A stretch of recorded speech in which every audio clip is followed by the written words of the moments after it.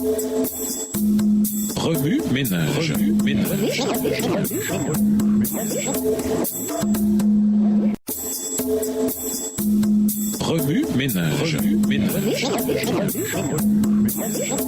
Bienvenue dans votre émission. Remue ménage. Nous voilà à la leçon de lundi, interprétée. À quoi Dieu ressemble-t-il? Ce passage peut prêter à confusion quand on essaie de comprendre à quoi Dieu ressemble et comment nous le percevons. Le peuple avait pour instruction de ne pas se faire d'image quelconque de Dieu. Et Moïse répéta à maintes reprises qu'il n'avait pas vu de forme spécifique lorsque Dieu était descendu sur la montagne. Beaucoup de gens utilisent cette phrase ainsi que l'expression « Dieu est esprit » dans le Nouveau Testament, Jean 4, le verset 24, pour dire que Dieu n'a pas de forme. Il est clair que Dieu ne voulait pas qu'il se fasse une image de lui parce que les nations environnantes adoraient des images et qu'il courait le danger de les imiter. Mais cela ne signifie pas nécessairement que Dieu n'a pas de forme. En fait, Moïse vit Dieu face à face, Deutéronome chapitre 31, et demanda aussi à voir la gloire de Dieu. Dieu lui montra alors son dos, Exode chapitre 34. Ces deux passages impliquent que Dieu a une forme, c'est simplement qu'il dépasse tellement notre compréhension que nous ne pouvons pas en faire une image sans le diminuer. En outre, lorsque Jésus se manifeste dans l'Ancien Testament, il apparaît souvent sous la forme d'un ange, de sorte que les gens peuvent le voir. Dans Daniel 3, Nebuchadnezzar dit qu'il voit 4 hommes et que le quatrième ressemble à un être divin, ce qui implique aussi que Dieu est un être personnel auquel nous ressemblons. En fait, il pourrait simplement s'agir de la forme que Dieu choisit de prendre, mais cela peut aussi faire allusion à ce que signifie être fait selon sa ressemblance, dans Genèse 1, verset 28. En ce sens que parmi toutes ces créatures, c'est nous qui ressemblons le plus à Dieu. Ressemblance est le mot utilisé ailleurs pour apparence. Voir Genèse 12, verset 11, Genèse 24, verset 16 et Genèse 26, verset 7. En revanche, le fait d'avoir été créé à l'image de Dieu implique probablement notre rôle fonctionnel de dirigeant de la terre, comme Dieu l'a ordonné. Partout dans l'Ancien Testament, Dieu est décrit comme ayant un visage, des yeux, des oreilles, des mains, des bras, des jambes, et ainsi de suite. Par exemple, lorsqu'il apparaît sur son trône de feu à Ézéchiel, puis à nouveau dans Daniel et dans l'Apocalypse, il est décrit comme nous pourrions décrire une personne.